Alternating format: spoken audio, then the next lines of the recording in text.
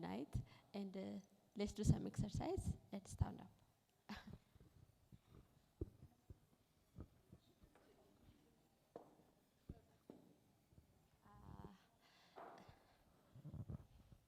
I hope this will be inclusive.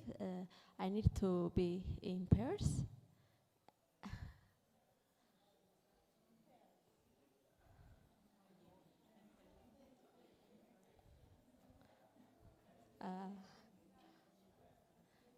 And I want to tell your partners the lies that you that you talked in the morning until this time. Then tell your partners that you lie in this morning. The lie. It's no the ውሸት lie no. ውሸት the lie. The opposite of truth is lie, right? Lie. Lie. Lie. Yes.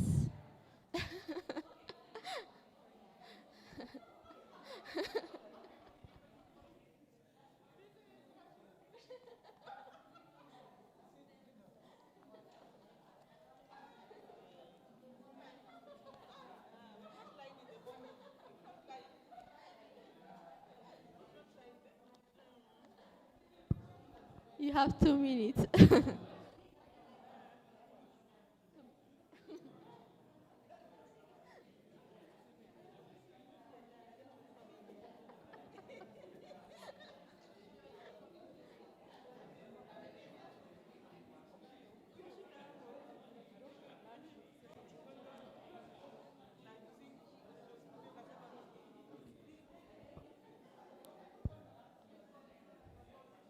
You finished?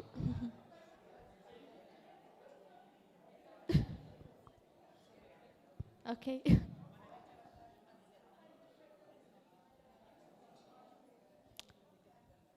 I think it's enough, right? Okay. So who is volunteers to tell us his partner lie? Sure. I'm saying with the consent, please. So my partner Janet here received a phone call from a colleague early in the morning. She picked it up and then she listened for a minute and then she put her phone off because she didn't want to talk. So instead of saying she didn't want to talk, she just put her phone off. But also she qualified it. She said she was working in the morning, so she didn't have time for stories and mushene. Okay.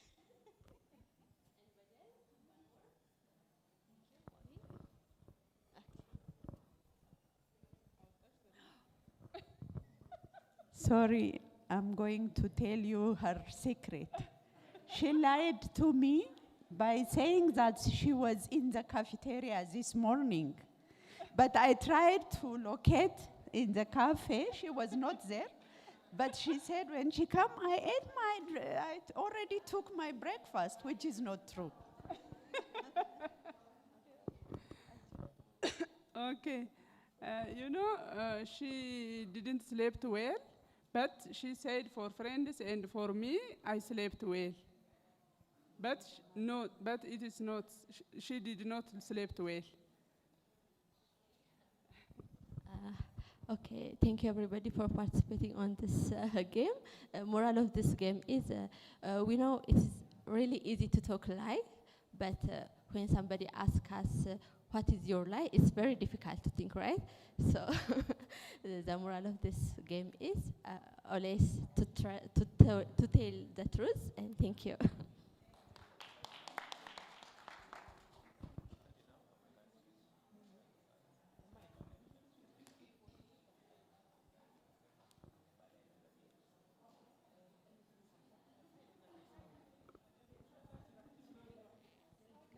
Okay, as we wait for the flip charts, because time is of essence.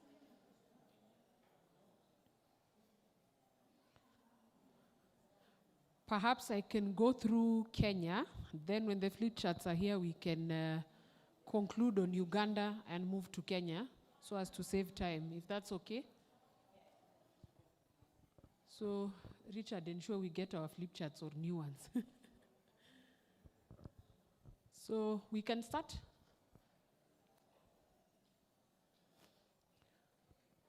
So, we discuss Kenya, then once we are done, we can combine, we can finish up on Uganda.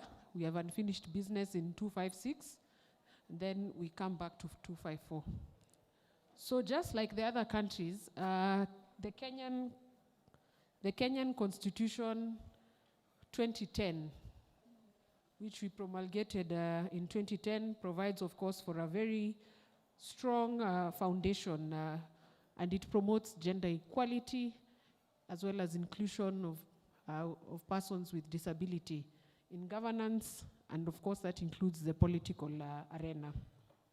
So it guarantees rights and equal opportunities regardless of the gender, regardless of whether someone is with disability or not, and it doesn't end at that. It also promotes economical empowerment, because the economical empowerment comes in tandem with political rights.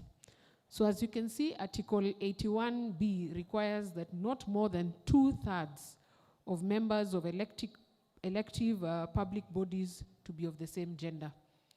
You can see, like I said, we have a robust constitution which safeguards our interests. However, we will come back again to reality versus the law. So this provision is aimed at increasing women's representation in political offices. Further, Article 54 also mandates the state to ensure that persons with disabilities have access to all public services, facilities, so which includes the electoral process. So in terms of voting, and I saw it in the last general election, at least I was actively involved as an agent and also as an observer. We had the problem where there was no specific area set for persons with disability in the polling stations.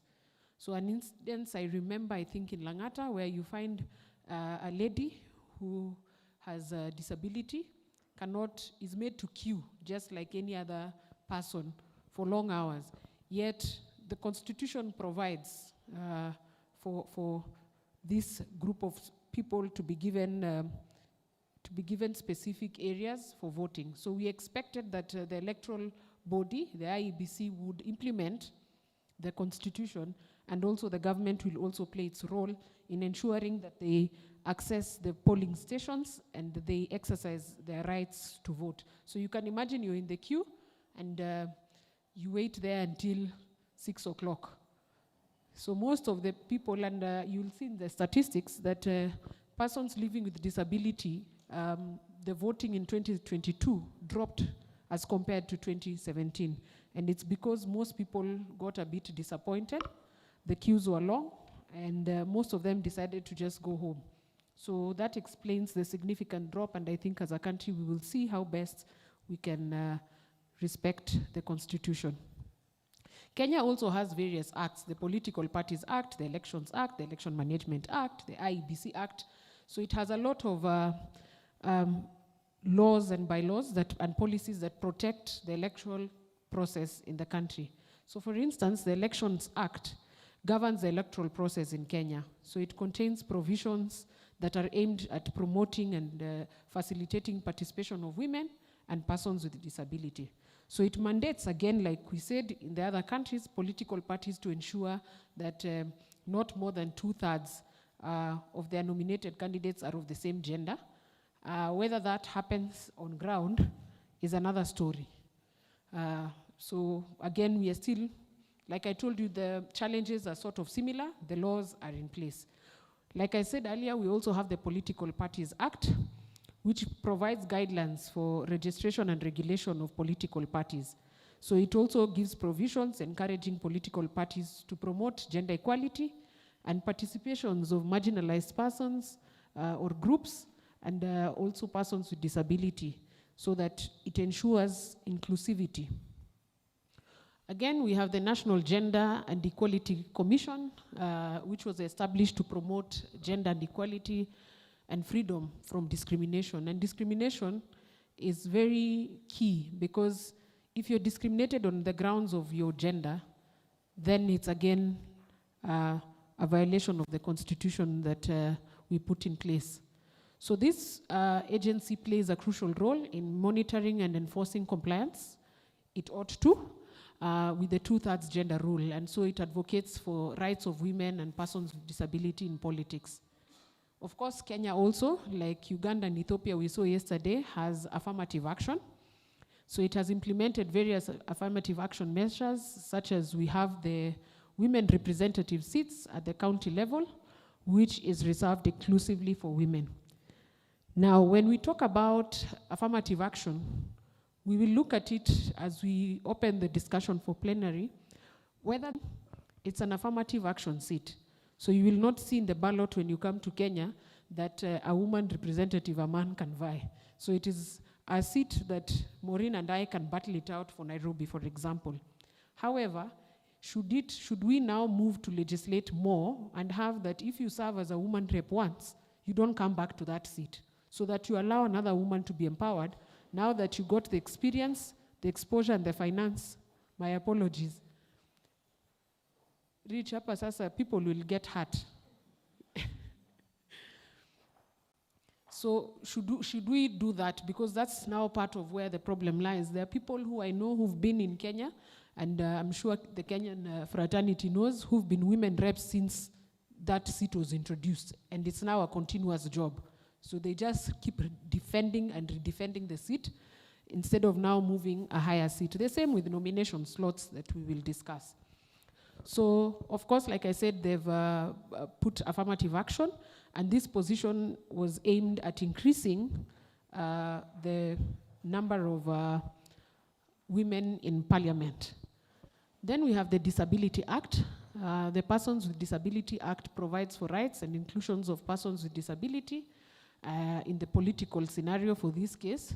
So it calls for measures to ensure that these people access, like I said, the electoral process in terms of voting and the polling stations.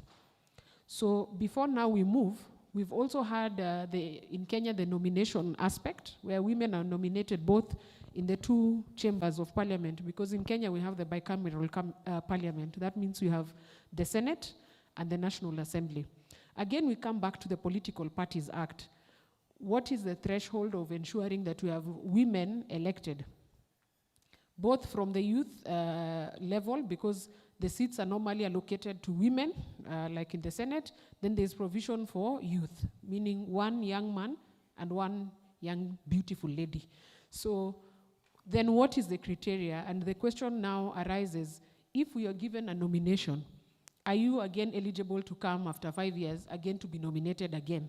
Or should you take the nomination as a boost that now Maureen has been nominated as the senator, nominated senator, so you serve 5 years, that will give you the mentorship, it will give you the resources and the network for you now to go for an elective seat, so that you pave way for another person to come in. So those are the dynamics that we're still grappling with in Kenya, whether that will be a progressive way to handle the gender disparity in parliament, with most women also not active in political parties. So I sit in a political party, and from experience you find that people nominate women not because of caliber, and I come back to the Ugandan situation, and that I think my Kenyan sisters know. Sometimes you see a person nominated to the Senate or National Assembly, and you look at it and wonder what really happened. So is it because we choose women with caliber, or do we just pick for nomination anyone that I know Maureen is my friend and I'm the party chair, so no, Maureen, you top the list, regardless of whether Maureen has something to bring to the table. So again, we come back to the values and the caliber of women we nominate to the two houses. So for me, I think that in Kenya is a big issue.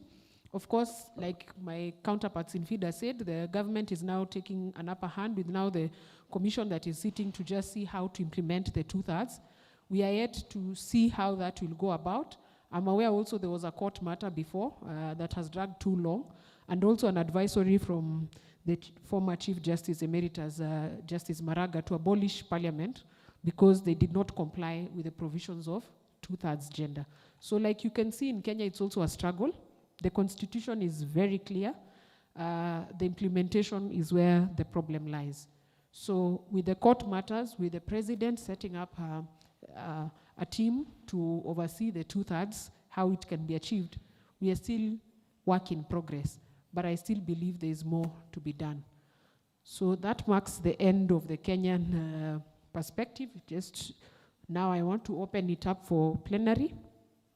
Perhaps we finish on Uganda, then I know there are a lot of questions in the Kenyan system, and there are a lot of learning materials, and for Kenyans, it's also a wake-up call on what we can do as Kenyans to ensure that we achieve the two-thirds target as a country. So I think we were in Uganda. I can't see my sister today, but Sarah is here to represent 256. So let's see. We were here in the law versus reality. Yeah. And we started with the law versus reality, and these are the things that came up yesterday.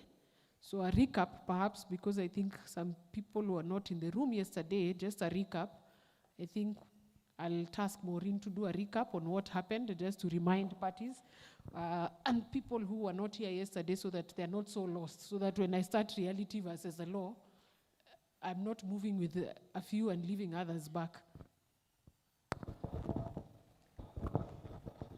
Great. So from Uganda, I think we saw there were progressive laws. Let me stand up so you can see me.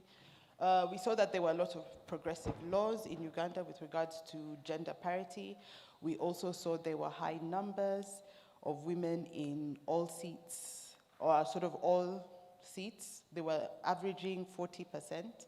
But that was really what we heard from the Ugandan participants, was that while those numbers were not reflective of the situation, that a lot of women are there due to the generosity, I'm going to call it generosity, due to the generosity of their party. We also heard about Mrs. Museveni, who is the Minister of Education, who delegates upwards. So she delegates to the Vice President, the Prime Minister. Let's watch out, Kenyans.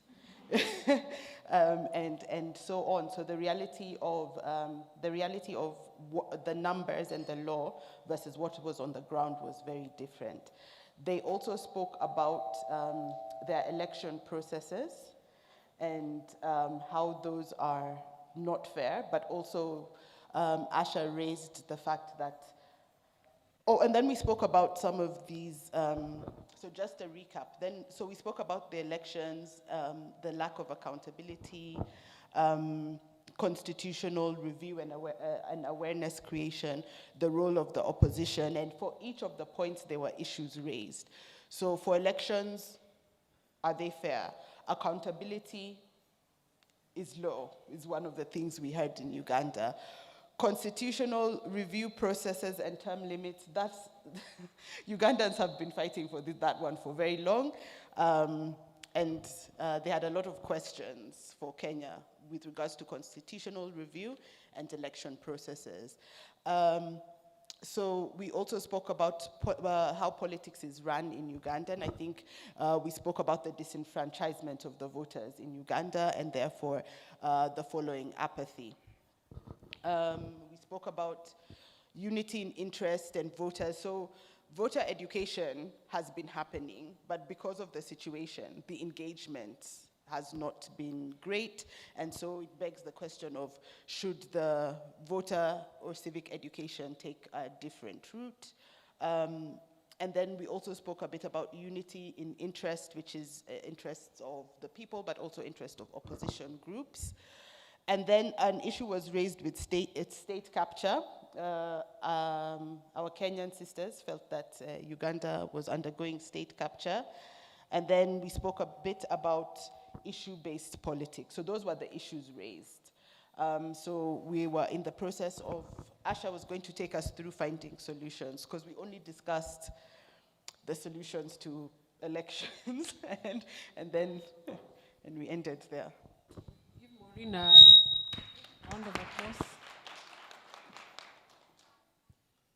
So thank you. So you can see I think by now you can see that all the three countries have good political legislation, good policies. So the only challenge we have is how do we now use our rights as citizens to ensure compliance from the state and all actors, including the electoral bodies. So yesterday when we discussed about Ethiopia, we had said that the issues they were facing at that time was the law versus reality, something again we picked in Uganda. And I think now we talked law on the reality as a whole page, just to bring people to perspective. And we discussed whether the election was free, yes, but was it fair? That was the key question. And then, of course, we went through this. All this was just addressing the issue of law versus reality. So in conclusion, what is our advice? And I'm opening it for plenary. What is our advice to our siblings in Uganda in terms of law versus reality? Or what do the Ugandan beautiful ladies think is the solution to addressing these distinct aspects which should actually be forcefully made to marry each other so that they are there for life, that the law depicts what is happening on the ground. So I don't know, Sarah, what is your take? Do you think this is achievable? Let's hear from the horse's mouth, because Uganda's situation is unique, unlike I think the other two countries.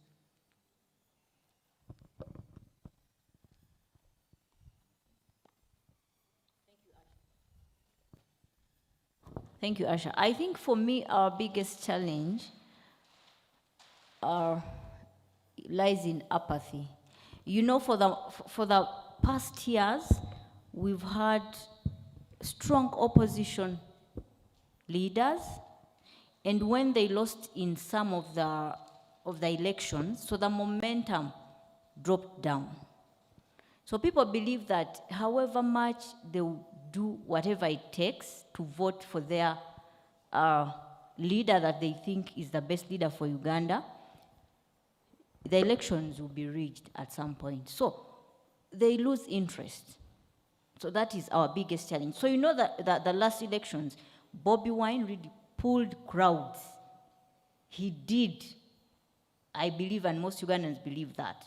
But because we also believe that maybe we were reached, the next election, even if Bobi Wine comes, I am sure the momentum will be down, will drop. So how do we deal with that? How do you keep the momentum in Kenya? Even if you lose, Raila comes back, it is still there, you know? Yeah. You know, in Kenya we call him the fourth arm, on a light touch. So now I'm opening to plenary. I think we can now raise the issues we feel Uganda is facing so that we get a solution for each. We address law versus reality. She's just spoken about voter apathy. And voter apathy is also in Kenya from the last election. So it's something worrying, because if half your population doesn't come out to vote or have no interest, then it means half decide how the direction the country will take. You've also raised the opposition issue. So what is the role of Bobi Wine or Kizza Besigye in Uganda and the opposition group? What other issues do you think Uganda faces, whether you're a Kenyan, an Ethiopian, or even a Ugandan? What other issues do you feel Uganda is facing?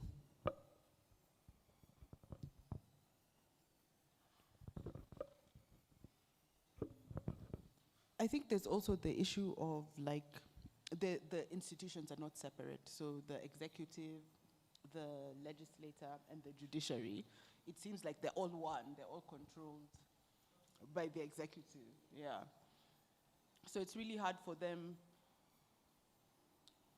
to use the court system or the judiciary. Like, I think in Kenya, when we have election issues, we're very quick to go to the judiciary. Even when the judiciary rules, we're then quick to form commissions. So, like, the avenues for them, for Uganda, are limited because of the, state capture.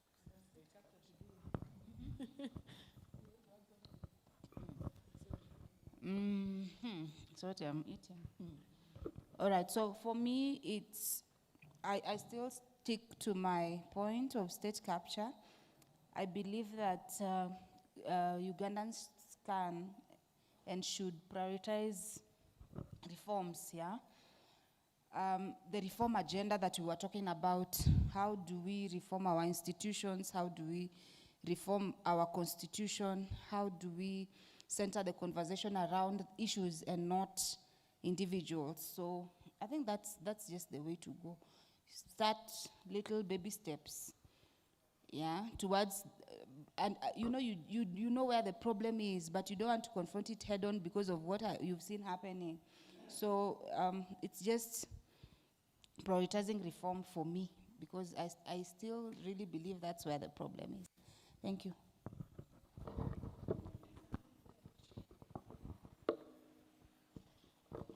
Thank you and welcome. And perhaps you can, the lady, the beautiful lady there, perhaps you can start with your name, because... Good morning, everyone. Good morning. Morning. My name is Michelle Oyuga. I work with the Federation of Women Lawyers. I am the Senior Program Officer in charge of the Women and Governance team. Sorry, I was not here yesterday, but from the recap, I can tell that the discussions were quite enriching. So my contribution with regards to the agenda today is that from an outsider perspective, looking at Uganda, it's important to also appreciate the history of Uganda, where Uganda has come from, looking at the dictatorial regime, looking at the social economic dynamics in Uganda. And then with the recent elections, you can see voter suppression through intimidation, violence, media blackouts and all that. So there is law and then there's reality. So the reality in Uganda is that for now, like Janet says, there's state capture. And from an outsider perspective, as Kenyans, we understand that our issues are dire, but looking at Uganda, you're like, oh my God, if this was Kenya, what would you do? Cutting off internet, opposition being intimidated, and they have to, seek refuge in other countries. I don't know, it's overwhelming, but history has shown us that when there's solidarity, there's possibility. I know for Kenya, and even looking at the history of Kenya, when we had the one-party rule, we were able to come together and to challenge the power that was at that time. So I believe there's hope for Uganda. Maybe not now, but a time is coming. Thank you. Thank you very much and welcome. There's a hand here and then Maureen. Thank you. Actually, I share what Sarah just said. Knowing the result of the election from the very beginning, how do you feel confident, and why do you waste time? This is what most of the parties, particularly in Ethiopia, some of them go halfway and then withdraw. Some of them are harassed and traumatized by different kinds of mechanisms. Offices are closed, or when they call meetings, the meeting is called off again. And even if you go to the last point, the voters also say, if you can't save us from the ruling party or from somebody who is expected to win, why should I vote for you? Then unwillingly they vote for the because they bear the consequence after the election. So the question is, how do we really make sure that there is a just world where everybody competes and everybody values the voters' vote and then come to the power? That is the issue. Thank you. Thank you so much. Any other contribution, Maureen here? I was just triggered by what Michelle said about history. Museveni came to presidency by coup, no? Yes. And I think the people who come into the presidency by coup, their attitude is, I fought to get here, and you cannot remove me.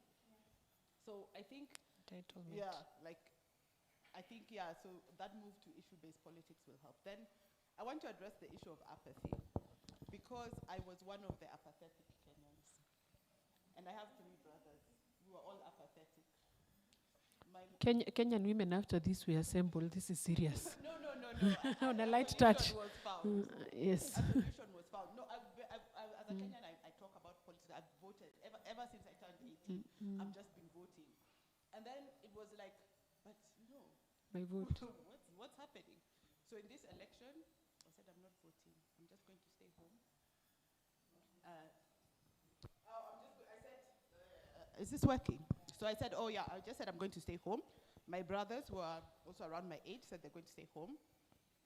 And then my mother said, first of all, if you stay at your house, do not come back to my house. You just stay there at your house. A clap for Mama. Yeah. In absentia. But furthermore, she said, and when I see you, I will just beat you where I see you. When I see you, I will be beating you. So when I see you, I'll be beating you. So in the end, then my dad also said, okay, so everybody come to the house on that voting day. He took us all to the polling station, because we're all registered voters, all together to the polling station, and said, yeah, I know we're here, vote. So the thing is that there has to be some of that sort of grassroots, ground level, like action. Like whether it's family-led, because sometimes you can't depend on NGO action, it just has to be, or like politician action, just has to be at home, because at home is where you know the people who vote, the people who don't vote. You can just shame them in the house like we were also shamed. And I mean, since then I'm very actively involved. I don't know, if I hadn't voted, maybe I wouldn't be I wouldn't care as much, but now I care so much. So with apathy, I think it has to be tackled at all levels. So that bigger societal level, and then the other one. And I think there's a point when the votes are too many. Like I think that happened from the transition from Moi to Kibaki. The votes now were too many to steal. The groundswell was too much. Like, yeah, so it was just too much. There was, like, it was undeniable. It wasn't like these other elections where it's a margin of 200,000, 300,000. It was a huge margin. So maybe that also might be a solution for Uganda, that kind of trying to deal with the apathy and trying to create that groundswell. And even if it doesn't matter, sometimes you just vote because it's your civic duty. Yeah. That's all for me.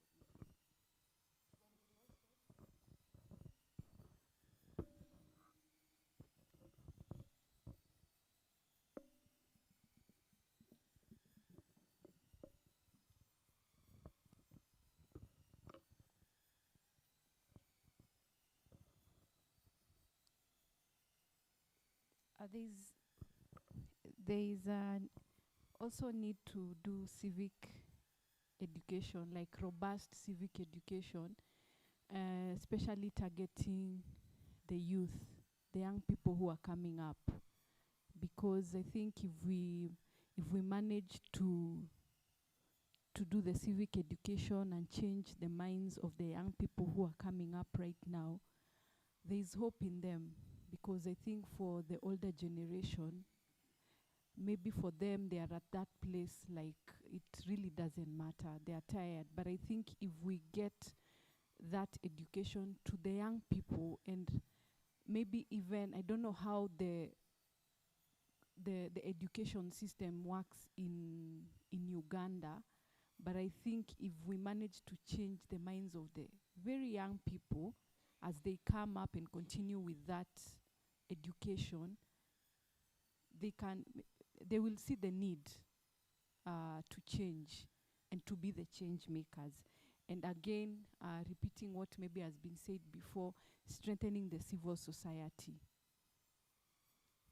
Even in maybe in donor funding, like really strengthening the civil society in Uganda so that they can be able to be a strong voice in Uganda. Thank you.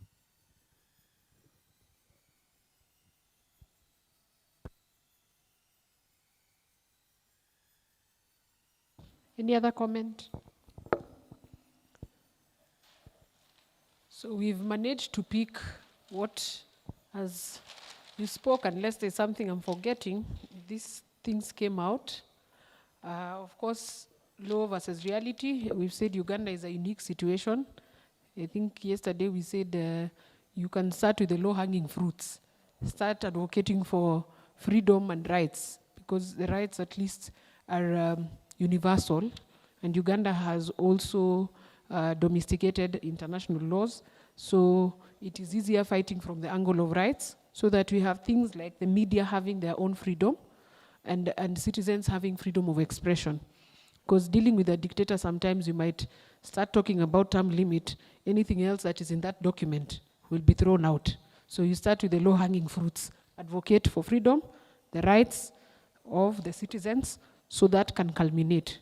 The Kenyan example, it started with the freedoms, so that at least that has made Kenyans, a Kenyan can now go to court and sue the government in any court of law by virtue of the rights and freedoms bestowed in the Kenyan constitution. So it's no longer an issue. I remember in 2010 when we got the new baby, our beautiful document, the 2010 constitution. And I think for me what stood out was citizens were quite excited that now we can also arrest the police officers. I think that was the most hyped at that time. That even me, if I find you, it's no longer the other way, because during the dictatorial term or the 24-year rule of President Moi, when it was very hard, the police had their way. But now citizens were given back their power. So in any country where the rights of the citizens are protected, it becomes easier to fight the state capture. But if the rights of citizens are not protected, then the state continues to flex its muscles. What is your take, and it's open for plenary, how do we address this voter apathy? Because I think like Kenya, we also suffered this in the last election. So what do we do about voter apathy? And how do we now balance to gain the confidence? Because I think that's what Sarah brought out, that you know, people really don't care. And I think also for Ethiopia, my brother has raised it, people really don't care. What is the need for me to wake up and go to the ballot if I know the outcome of the results of that election? So how then do we marinate to ensure that there's minimal voter apathy or none? Then we have the confidence, and we also switch the voter mentality. Because my brother raised an important thing. The voter mentality is real. You find someone says, if at all my vote doesn't count, see then I vote for, sorry to use this example, Museveni. Because even if I vote for Bobby Wine, it won't make any difference. If I vote for Kizza Besigye, it won't make any difference. So I'd rather vote for Museveni because I'm sure he'll be declared the president. That's a voter mentality. It's something enshrined in them. So then how do we help Uganda ensure voter apathy is on the low? For me, I still suggest that we go back to issue-based politics. As women who are also out there, because the moral fabric of our society is the family unit. Like Maureen said, we start from the family. And I think Maureen's mom deserves an award for that. We need more women like that who will chase their children and say, hey, go and vote. So if we get from the grassroots level and ensure that our families go out and vote, regardless of whether their vote will count or not, history will not judge you harshly. Because even in Kenya, the gains didn't start overnight. There are people who paid the ultimate price. And I was happy that my sister was asking the Kenyan counterparts how they did it to end the 24-year rule. It was not an overnight job. It took building, it took sweat, it took blood, it took energy. So it starts with one or two like-minded or three like-minded who go all out, who are not going to be bribed, as you said yesterday, and then in the morning they say, we are back to the woods. So how do we now ensure the voter mentality is changed or shifted? It's work in progress. That means you start now so that you educate your people without attacking the figure. For me, I always say it's good to do issue-based politics because we are women. And that's why I gave the example yesterday. If you go and vie and you're married and you go and vie from your husband's village and you're told, well, this is not even where you come from, Can you go back from where you came from? And when you go to your parents, they tell you, we gave you out, you're going there. That's a voter mentality. It has nothing to do with issue-based. And it's so sad that women in politics suffer this because people don't hate Maureen because of what she can do or what she can't do. It's not issue-based. Yesterday when I left here, it was very sad. I met a politician who was discrediting another woman who was vying, who had alleged she'll vie in her social media platforms, and is a client. So he was just telling me randomly that so-and-so wants to vie, and I just told her, you first go and get married. You can see the notion. So I asked him, what is the issue there? Are you going to use her marriage certificate to check whether she's qualified, or are you going to check what she brings on the table? So that voter mentality comes in two folds. It affects women in terms of voting, that I can't vote for Maureen or Sarah because she's a woman. And then it also comes to, at the end of the day, in Kenya, they like using the word system. The system knows who will be the president. So why should I struggle? So for me, I would suggest, I want to hear from the rest, that voter education, civic education takes a vibrant role and discuss more on issue-based, not Museveni, because Museveni can come and go, and Muhoozi can take over, or whoever can take over. But it's more of, are we building a country that will be used for by the next and next and next generation? So I'd like to hear your thoughts. For me, it was the voter education, civic education, and active participation in terms of issue-based, especially things touching economy, rights. Those are things I'm sure Ugandans can handle very well. So I'm opening it for plenary. What do you think our siblings in Uganda, and I think this will also be borrowed in Kenya, what can we do to ensure the voter apathy? Because also ours was very high. So. Good morning, everyone. I think what we can do around voter apathy, when we are conducting our either civic education or voter education being specific towards election, civic education is continuous, segment your audience. Our grandparents will vote because they saw this country during the colonial era. So for them, they feel it's a responsibility, they have a duty. For the youth, the whole voting process needs to make sense and speak to them. Whether that means we have information in palatable units, so to speak, whether we are using Sheng, whether we are using infographics, whether we are using drama, we just have to package. How are we packaging our civic education for the youth? So such that when it comes to civic education, make it for the various segments in society. For a young woman, you may realize things around reproductive health and, the whole arena of rights will speak to them because they're looking at themselves, they're looking at their families.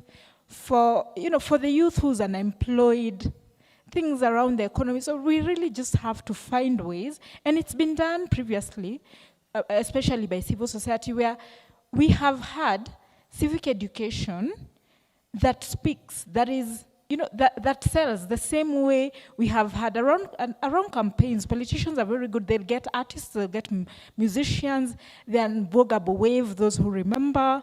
I mean, that really, we need a clarion call that speaks to various segments of society when we are doing our civic or voter education. Sorry, I'm next to Liz, and she likes nominating me to also speak. Now, for me, I've realized in Kenya a pattern where voter apathy arises when voters feel that their candidates have been shortchanged, their preferred candidates. So right from the political parties, you find that most of our political parties are not very democratic.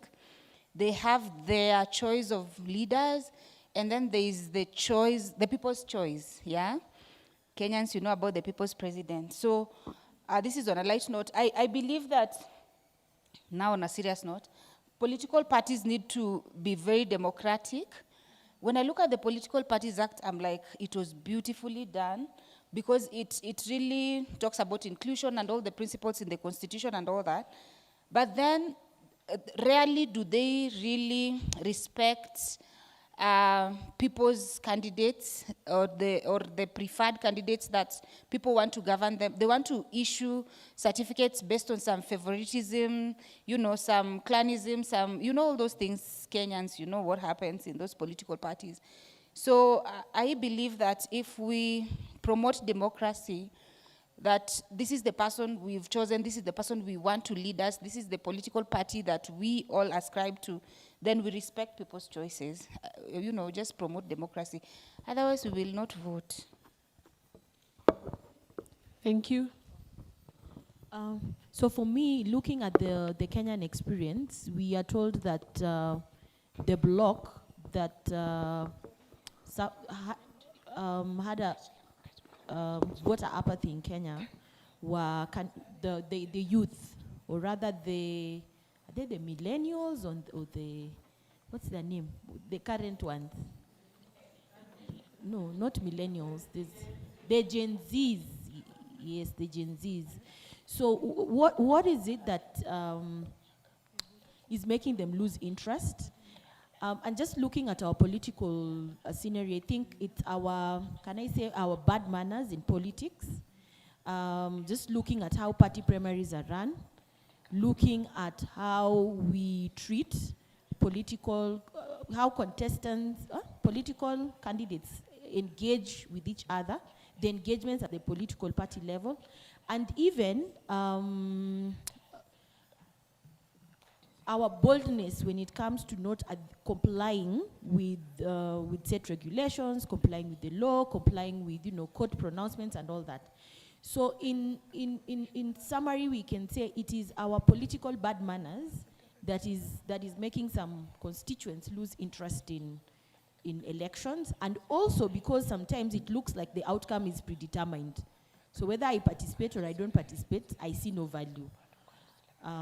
Yeah, so those are my, and this again, I think also runs true for the other countries, maybe case in point Uganda, that, you know what, it's already predetermined. Yes, there's a hype for for Bobby Wine, but at the end of the day, the game is dirty. The person has political machinery, the person is in power right now, and in as much as we want to rally behind this person, the reality is this other person has the mechanics and, you know, the machinery behind him to be able to let things go his way. Yeah, thank you. Thank you. Good morning, everyone. I just want to mention about this voters' apathy. It's not only in Kenya and Uganda, it is the same in Ethiopia too. There are lots of people, particularly women, you know. We don't trust those parties or the government that my vote gets consideration. Instead of standing that long queue, it's better to stay at home and do my work because my vote may not be considered. They already have. You know, there is no trust between the people and the government or those who are candidates. So it's you know, the issue is lack of awareness and information dissemination. Even the media are not trusted because they side all the time the ruling party or the government. So this is a problem in our part too.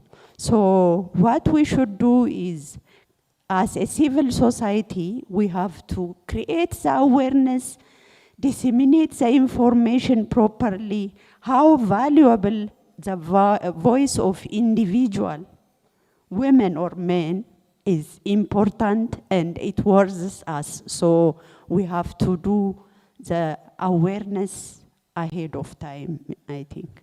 Thank you.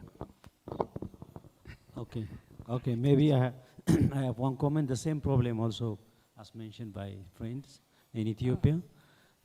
Maybe the main problem is on the institution. Maybe the one who is managing the election So mostly in Ethiopia also, the previous election in 2021, I think, that most maybe opposition parties trusted the government promise and started maybe mobilizing the people, telling their policy and the like. But the government maybe started imprisoning some of them and dismantled them almost. So even they were asking the institution, the one who is following the election board, to be independent. Mostly they have an attachment with the government. So maybe that create a problem of this apathy. They don't trust the one who is maybe managing the election. So the one way to manage this one is to maybe have an independent, maybe electoral board who is managing this election process. That's one of the main reasons. Maybe my question and comment also on this civic education is, we have maybe providing this from grade 5, like in our education system, and most youngsters know that this civic rights, to some extent also the value of their vote. But when they are asking, the response is brutal from the government side. Okay, so they even feel they fear just come out and show that. So the civic education, if it's not respected by the government, if only the knowledge maybe is a problem. So from the both side, the government also should have to know the civic right that the citizens are requesting.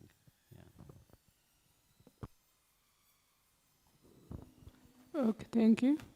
Shall I continue? Okay.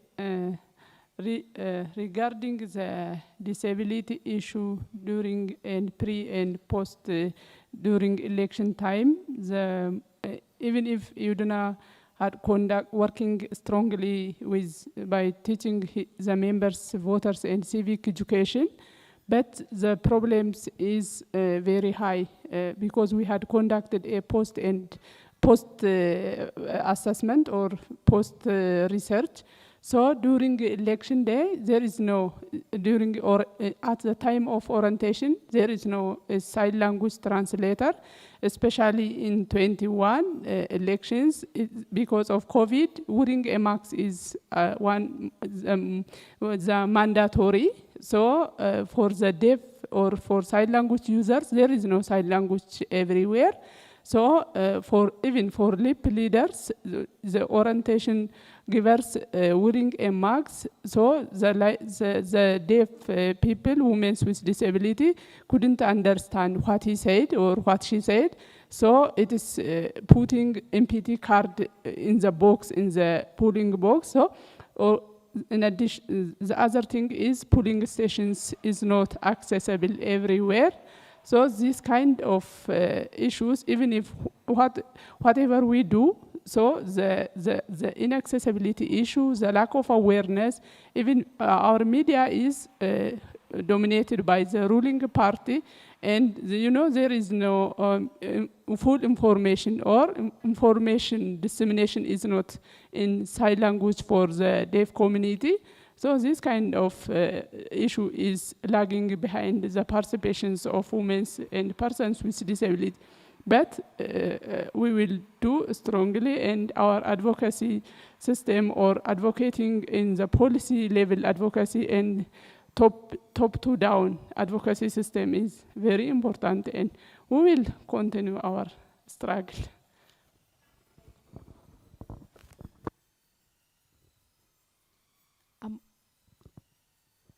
There's a group that I'm thinking about, and that's the middle class, especially in Kenya. The middle class.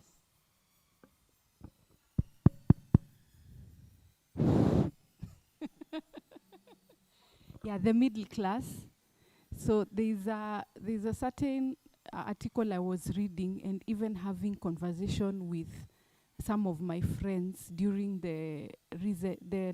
during last year's election, and we were talking about the middle class group in Kenya, which really loves that high class life. They are somewhere in the middle. They want the comfortable life, yeah. And then during election, they will shy away from elections, going to vote, because they feel like it really doesn't matter to them. But then when some things are being implemented right before their eyes with the people that were elected, they are very quick to complain and they look confused. How did we get here? So I think even when we are talking about civic education and these different groups, we can be packaging the components of this education to speak to the different groups. Like what someone has talked about, the issue-based, like what issues are affecting the middle class, what issues are really affecting the young people, and packaging that information very well, something that will move them and will provoke them to go and vote. Because I feel like most of the time when the civic education is being done, it's very general, or the same things being talked about and some things are forgotten, not able to speak into the different groups. And another thing when it comes to maybe persons with disabilities, one of the things like we have said that prevent them from voting is just issues of accessibility. And so this is also an opportunity even for us to partner with these bodies like the IEBC, conduct maybe disability inclusion trainings and disability mainstreaming trainings with them, so that they can see the need, and identifying again those people within those institutions that are really passionate about these issues, like entry points that will move them even when they are there, or even when they are sitting in those forums and meetings, they will remember about the issues of persons with disabilities. Thank you.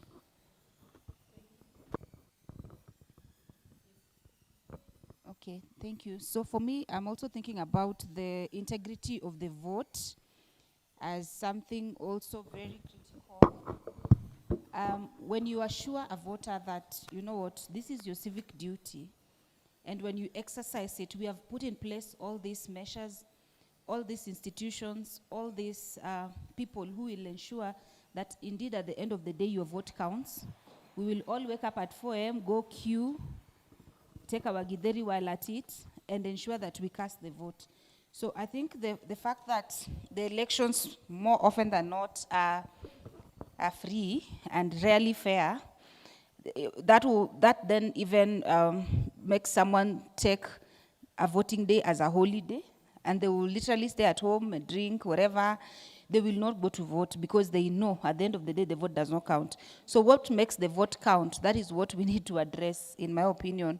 So free and fair election is a process. I'm wondering what we are discussing about IEBC now. What are we discussing? The law is there. We know how to recruit. What are we negotiating? You know, I just don't understand the stalemate that is going on with the recruitment of the commissioners. I don't get it. I don't get why we are discussing what, and the law is there. There are men and women of integrity in this country who are ready and willing. But you see that state capture thing? Yeah.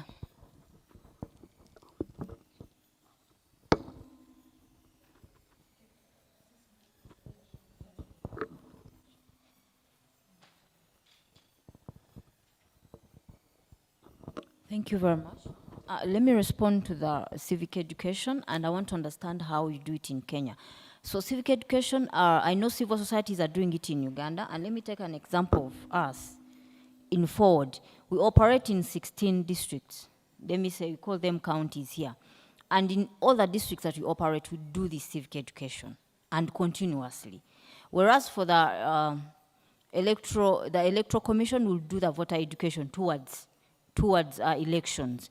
So you know we have like 135 districts, and out of them, FOWODE would do civic education in 16 districts. The other organizations, or maybe they're around 10, they will do in other districts. Like around 50 districts out of 135. That is just a drop in the what? In the ocean. So the other populations where there is no civic education by civil society organizations, how do you deal with that? For you, how do you do that?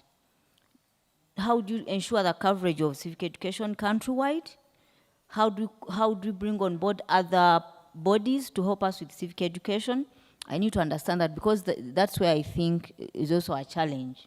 We are doing civic education right, but on a smaller coverage. Thank you. I'm going around here. Thank you. As we have observed from the 3 countries, there are a lot of problems listed out. I want to add one solution, that is, as Africa, I think as Africa, there is a need to create one network of advocacy for every scenario, either in the development or in democracy or other part. There is a need to have an organized public network, I think, public network. Because in building this democratic system, the ruling party is holding all the power, and the opponents are not getting even the chance to compete freely. So there is a need to have someone with power more than that the country ruling regimes. So this is what I have as a solution. Thank you. Thank you. Thank you. Maybe just to try and respond to the question that has been posed on civic education. So in Kenya, civic education is a role that is given to the county governments. Like in Uganda, you have said this is done in the districts. So our constitution mandates the county governments to be able to carry out civic education. We have the Electoral Commission. Previously, the Electoral Commission used to do civic education and then voter education. But now what we see is that the focus is more on voter education, and this usually happens during the electoral year itself. Then, the other bit, which is now civic education, we are not seeing the counties taking an active role in conducting civic education. So this is something that has been relegated to civil society organizations, and there's an institution known as URAIA, which has taken an active role in conducting civic education. But then again, in this country, election is an event and not a process. So you'll see, whereas civic education is supposed to happen throughout the electoral cycle, but you'll only see it happening towards an electioneering year, maybe a year before and the year, that year. So you see URAIA and then civil society organizations trying to do the role that county governments are supposed to undertake. The other issue that Janet, my colleague, was speaking about, that she does not understand why we are having a conversation now on the selection of IBC commissioners, because as a country and we have been told by our good facilitator that we have a robust constitution, we have good laws. But then again, when it comes to certain decisions or certain positions, it all becomes a political game. And in this country, we know that the choice of commissioners is very political. The ruling party and opposition, they all want to play a part on who becomes commissioner. And because of this, every time there's an election and there's a divide, you will always see the commissioners split, as was the case in the last election. That there were these commissioners, you can clearly tell that these commissioners are for this divide, and these commissioners are for this other divide. That is why you see political interest in the choice of a commissioner. So the discussion right now is, with the proposed constitutional amendment, how do we ensure that the choice of commissioners are not selected by politicians? And like Janet has said, we have people in this country of, with integrity who can, undertake that role. But again, because it's political, you will also see those commissioners, after elections, they're always running away. Running away, why? Because they become a target. If elections don't go a certain way, and for certain politicians, they become a target. So the conversation you're having right now is, as we come up with constitutional amendments, is there a mechanism we can come up with to ensure that the commissioners are not political puppets?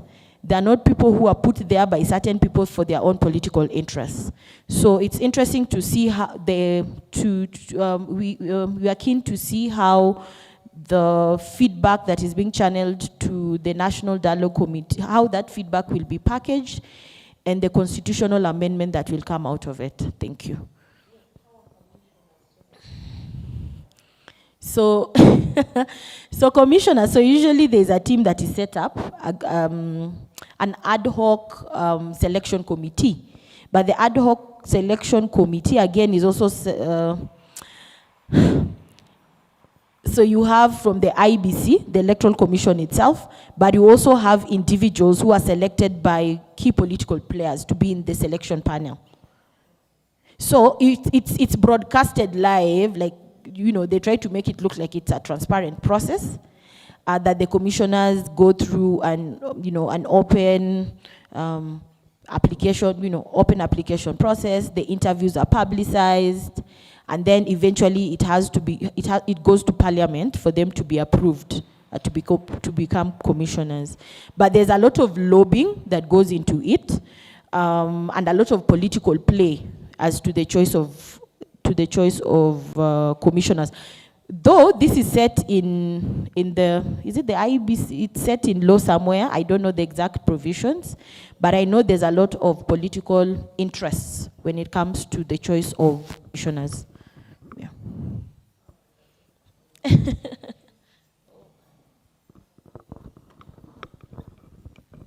Okay, thank you so much. So we can wind up on Uganda, and I think Kenya also, some of the points still affect Uganda and Ethiopia. Yesterday we spoke about Ethiopia. You can see still creeping in the Uganda. So it's cutting across board. So when you talk about voter apathy, if we get a solution for voter apathy, then we get a solution for all the states. So we cancel that and we move. So solution to voter apathy, I could pick that you said we speak to the youth, engage them actively because they're the ones who don't come out to vote. Civic and voter education, because it's important to put the importance of this. And like I said, issue-based. A good example is Kenya. I agree with my sister who talked about the middle class. I particularly in the last election was a witness to that. As I was doing my rounds, different polling stations, I could tell people were partying. It was a public holiday for the middle class. They were eating and drinking their good alcohol, so it was not an issue. So the lines were actually open. I would visit various polling stations and you'll find there's no queue. As latest as 3, the queues, there are no queues, even at 11. So you see the elderly coming out to vote, but not the young people and the middle class. But I am actually particularly happy in the Kenyan situation, and I think Kenyans can bear witness. The middle class is now feeling the pinch with the economic turmoil. So with the economic turmoil, I have friends who didn't vote and decided now when things went south, they were telling me, hey, our pay slips are really damaged. So we are waiting for the official opposition to now call for protests. I'm like, I told them, you start because you didn't vote. Had you voted, then we would at least, decided the fate of our country. So for sure, in the next election, I foresee Kenyans now coming out in large numbers, and it takes that. For me, it was the wake-up call that the middle class and the youth, who for a very long time were sort of distanced from the political arena, are now going to come out. In the next election, rest assured, the middle class will be the first ones at 6 a.m., in fact 5, even 4:30, waiting for the polling stations. So for me, that was a wake-up call, and I hope that that takes place. Like I said, as we do this education, let's stick to issue-based. Any country, when you touch economy, it affects all of us. If the price increases for a commodity, it's for all of us. So can we stick to the issue-based and not an individual? Then you said the political party. My sister raised the issue of political party and trust. Again, it comes back. Who sits in these political parties? Some of us sit in these political parties. So some of the civil society groups and organizations also support the political parties. A good example is FIDA. When you did the voter data project, you involved political parties, of course.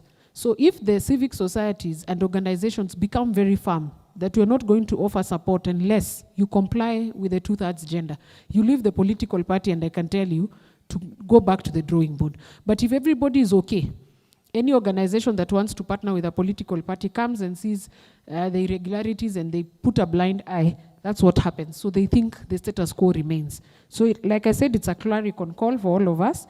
Whatever sector we sit in, let's ensure as we go to the table, we also put our demands. That unless this happens, we are not also going to offer facilitation. Awareness has been mentioned, that it's a work in progress, and I like how Sarah put it, that it's not something we do one day. So yesterday we said in Kenya, politics is a day-to-day job. See, we don't rest. You finish as you start the next phase. So I think we should also embrace that we have no time for 2027 for Kenyans, and I think 2026 for the other two countries. We've no time, so we have to move. This was quite interesting. I picked it that we should introduce the issue of voting and rights as early as when we are in school, so that children are nurtured and they know that as we, as students or young children, as we grow into adulthood, there are certain responsibilities that we owe to our society. So this, I think, is important across the three countries. Sign language, I was very touched with that. And it's true, like I said, most people in the last election, we didn't have these facilities. In Kenya, I can categorically say. So people who had disability in terms of the blind, the deaf, were not getting the sign language. And those other who are physically handicapped, also accessing the polling station was a problem. So how do we now ensure we mainstream this? My opinion, of course, would be like she said, let's now actively advocate for this and ensure that it's not even something we are begging, it's a must. That the different bodies, whether the civil society or what, advocate, and we do a lot of lobbying. My suggestion, of course, would be like what we concluded yesterday. We agreed that we are gonna talk to the committees in different parliaments and the political heads so that we introduce it as a bill and we ensure that we follow it to the letter. Of course, we've talked about issue-based and inclusivity. We should carry along. So the message that you take to the middle class is different from the youth, but it's also different from the elderly. So how do we ensure inclusivity even as we move as an organization? My sister state capture. Free and fair election, it's work in progress. She's now Madam State Capture. It's work in progress. True, African continents offer free election, but whether it's fair, it's where now the question is there. Constitution of IEBC for Kenya, and also the goodwill, like in Uganda, you said the electoral body is basically appointed by the executive. Then the issue is there goodwill? Is there goodwill from the citizens? Because you might be appointed by Maureen. Maureen can be the president of Trademark and says, I'm going to appoint Asha. So it's up to me to use, and we've seen, I think, 2 or 3 examples also in the globe, where people now stand firm and your love for your country comes first, not the appointing authority. So how do we bring, and my brother spoke about it yesterday, nationalism, also at a school level. Then he spoke about networks. This itself is a network. So whenever you feel you can help each other's organization, we can partner. Sarah yesterday offered to assist in budget, information and sharing. That itself is network. So can we start with what we have, the low-hanging fruits, as we expand our territories and look for other partners that we can work with to ensure that we get to where we want, the promised land. So we also spoke about voter mobilization. That's what we said, we go all out, not for a specific group, because you can go and educate the youth. Then the next cycle, women leave voting. So at any one point, you have one group that is left out. So can we ensure that the mobilization is done all over? Voter education, we talked about, civic mentorship. And this, I think, will come directly at our doorstep. What are we doing to ensure mentorship spaces for these young and persons with disability get mentorship from those who already serve. What tricks can they learn? And perhaps this for me is crucial because it can come to us. I'm sure FIDA did it last year, Voter Dada. At least there I can testify because I was actively also involved in it. So the mentorship aspect is important. It helps you navigate. You have someone to hold your hand. And this mentorship also, my sister raised it. Is it the correct mentorship? I actually raised it when I was talking about the nomination seats. Are they people who are of caliber? My sister in Uganda spoke about people appointed to cabinet. Are they people of caliber? Because that's what society watch. So can we ensure that we have mentorship? And for those who feel this is important, we can discuss on the side also to see how best we can ensure that mentorship across the globe, we achieve it. Budget, I thought it was important across the 3 countries. And finance, how best, and I think I'll give Maureen this a chance. I could tell she's passionate about that. How do we now knock doors on donors? Because that's also the other part. Or is it that the money we are getting in terms of partnership from our donors is minimal? Or is it that we don't know how to ask? Because I know there are people who don't know how to ask. So is it that we don't know how to ask and we don't know how to package our commodity because it's the commodity we are selling? Or is it that it's not enough and we need to tap more doors? So I'll give Maureen time to discuss this on budget and finance. But equally, for the other state countries, you can borrow an example from Sarah in Uganda, that we can actually move, if we want something put in the national budget now, because budget for me comes in 3 folds. One comes from the national budget. So from the national level, I think Sarah put it.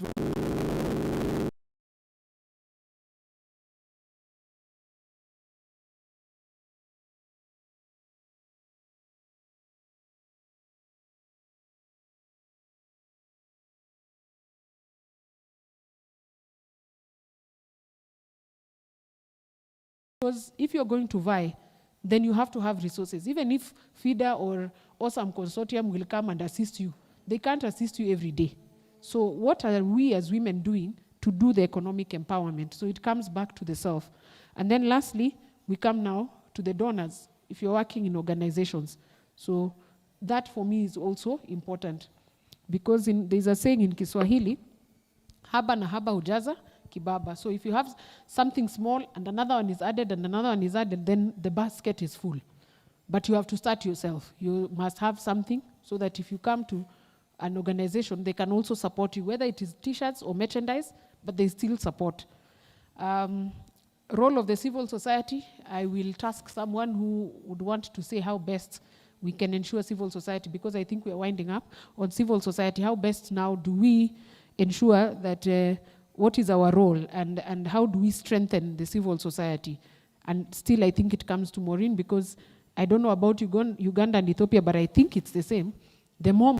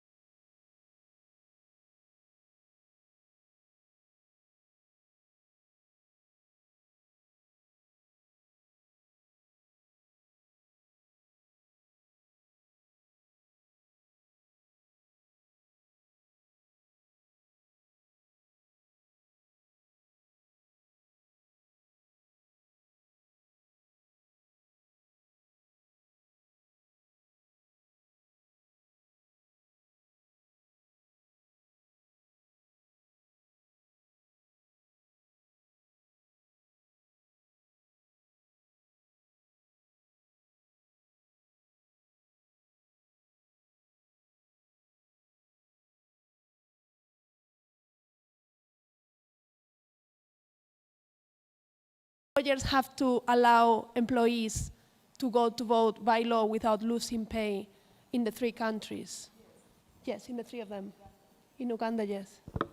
Ah, okay. Kenya, yes. Uganda, I think yes. Ethiopia, yes. So like we said, we have no problem with our laws. So the problem is just the goodwill and implementation, because the laws are actually there. And that's what I was asking. Do we put these laws in place just to satisfy and tick the box internationally that as a nation we've complied with this, or is it that it comes from our heart? I think that's also where we lose touch. Richard? Yes, mine is a bit tricky. It may not, and it may never happen. But what do you think if maybe we separate the elections that we do normally have? For instance, like we separate the presidential votings from the other positions.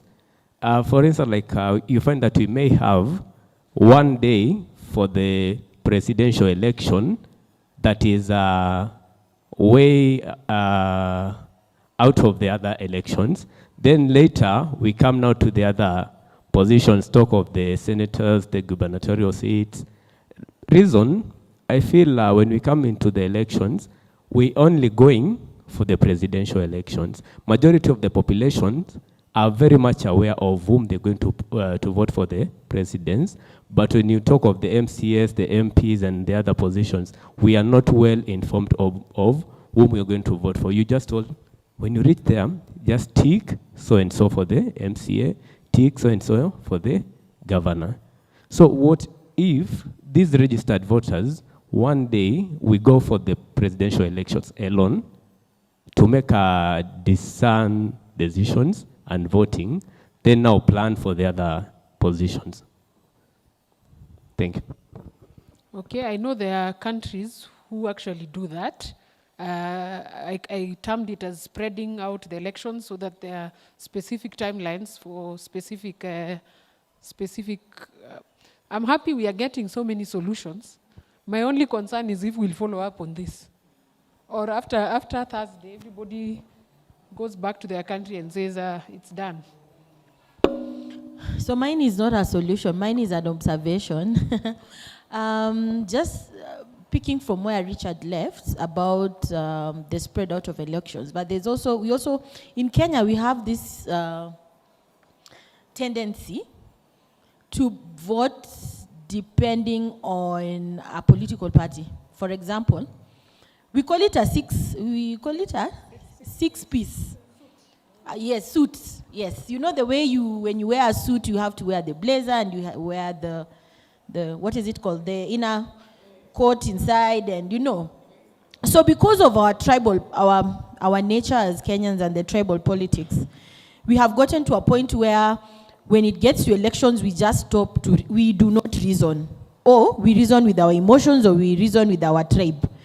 So the past elections we have seen Kenyans preferring six-suit.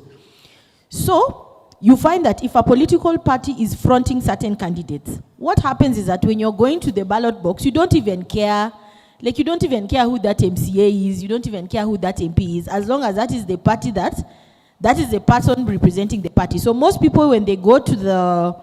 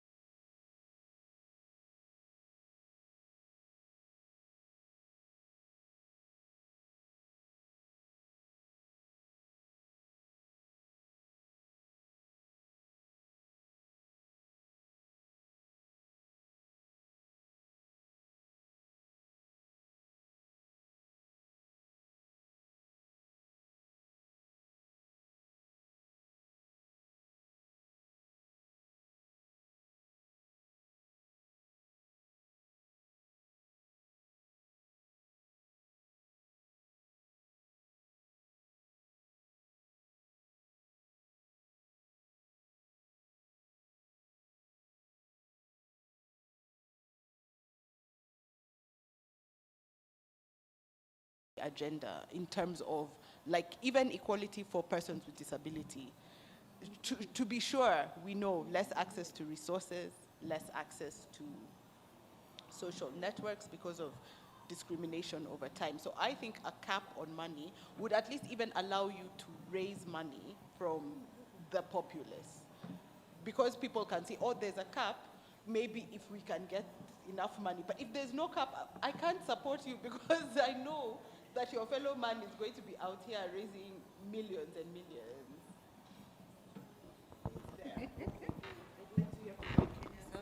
At least from the Kenyan experience, I know that the Elections Act put a cap for the various positions in terms of how much you can spend. There's even the aspect that you need to give disclosure, you need to give your team and how you spend your accounts and all that. But the problem is with the implementation, because how would I know, for instance, that someone brought millions of money in sacks and suitcases in your house? How will we even track the expenditure? So that has been the challenge. But indeed, in law, there is, yeah. I don't know the experience from Uganda and Ethiopia, whether the politicians have a cap as to what they can spend during campaign. For me, it's just about the implementation. You can't track, it's very difficult. And then the resources may not just be directly financial. Maybe they have people who give them cars with fuel and all that. They're able to access the campaign materials. You know, you can't quantify, yeah. Before I listen to, I think, Uganda and Ethiopia, if that, I can speak, I think, because I serve in a political party, like I said. And me, the challenge I tell women is you can't disappear, then come back towards election, and you say, by the way, I'm here. For you to have a voice and advocate for your fellow women or persons with disability, it starts with you being actively involved. There are people who get to political parties. In Kenya, it's so sad. People get to political parties not to build the institution, but because I want to vie. So I come in, if the elections were like the last election, I come in 2021 end, because I know in August I'm vying. Then once I vie, I disappear. I don't come to the party, I don't question, I am not in any meeting, and it's done. I can tell you that has been happening in Kenya. So what happens is that the male create time for meetings.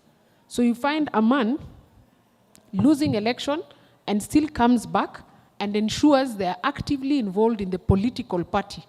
So how now, even if it was you who's the party leader, if I, Asha, was not attending meetings, or after I lost elections, I packed my bags and went back to do my other stuff, then Maureen has been religiously attending meetings, has been involved in the party.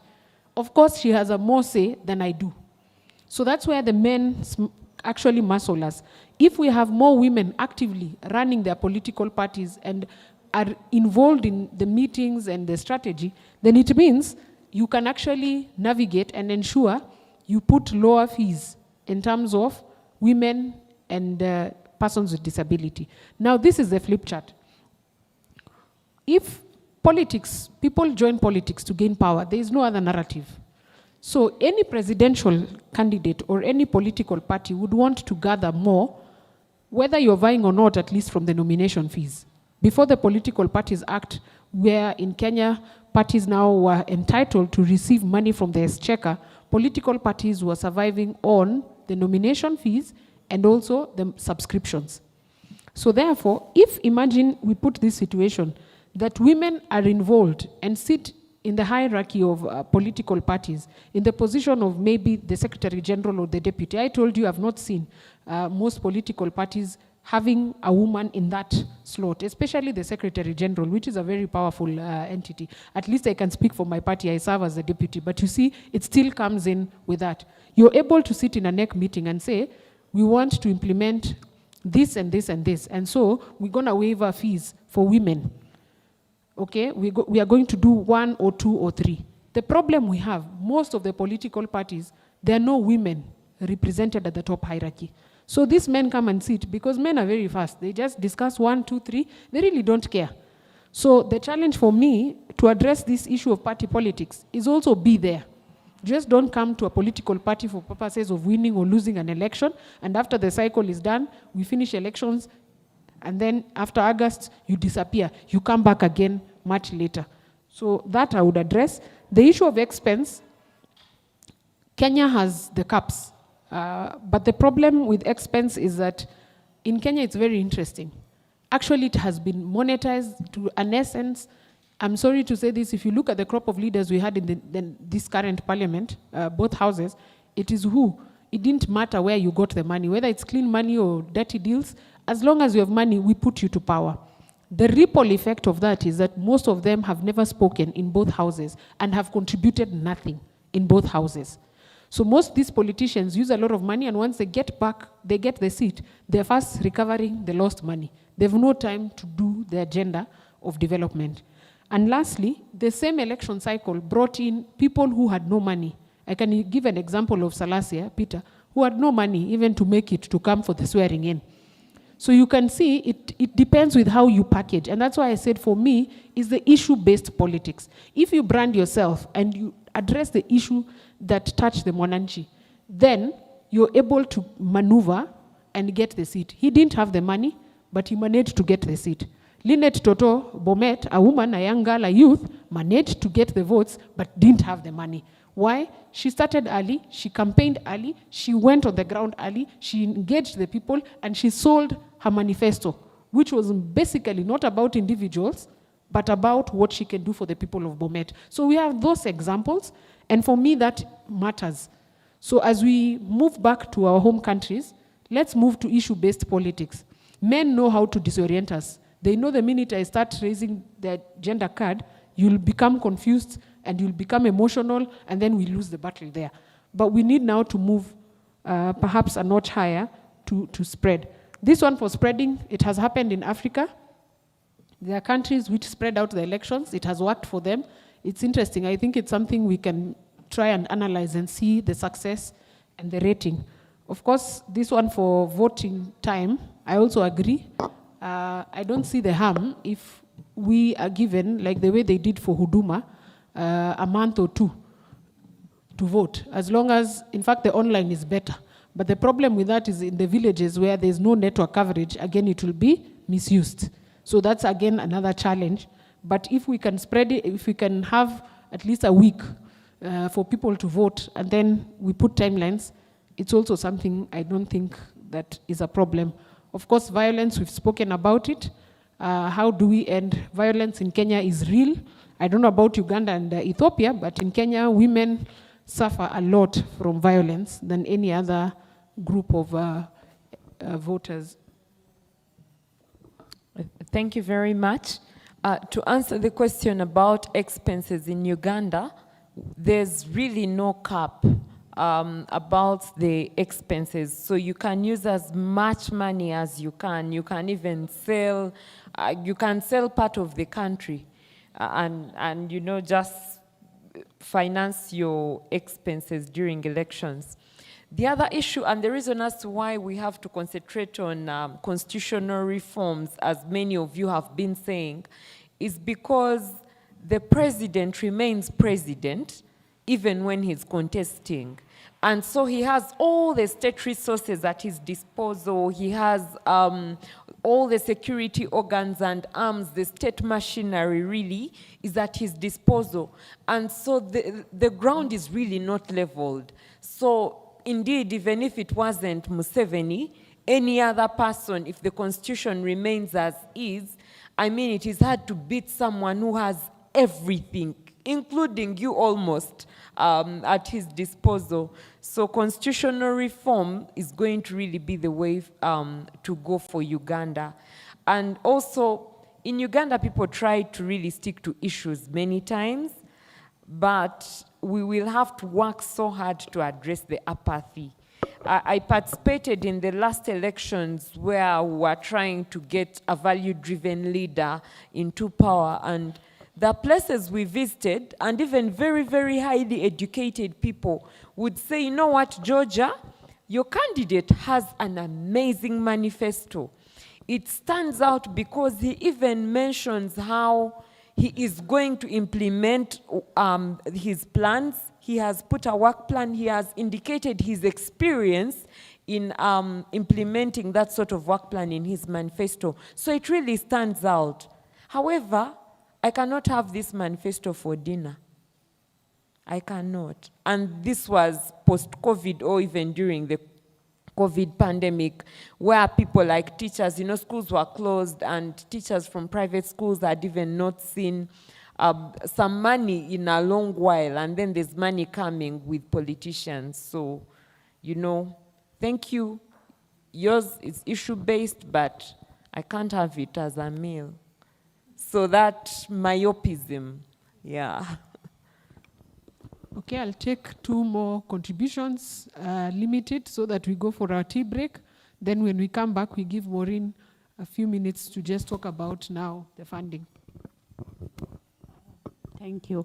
You were asking about violence during the election in Ethiopia. Is there any place where there is no gender-based violence? It's everywhere. Yes, it is there. Starting from the queue, you know, the queue where the women, young girls stand for longer time. There is a violence, harassment. So I just want to add this. It is the same in Ethiopia. Thank you.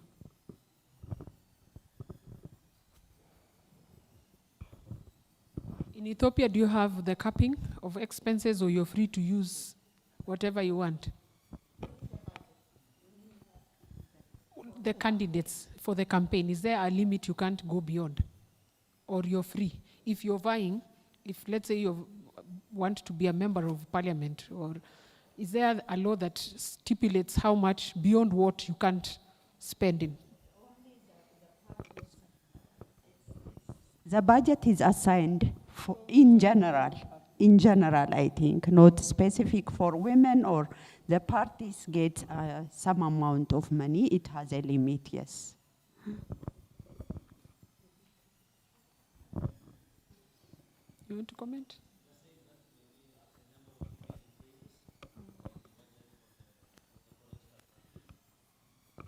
Okay. So now I think with Maureen's permission, I can release you to go for a break. So we're 10 minutes late for the break. So I'll ask that you come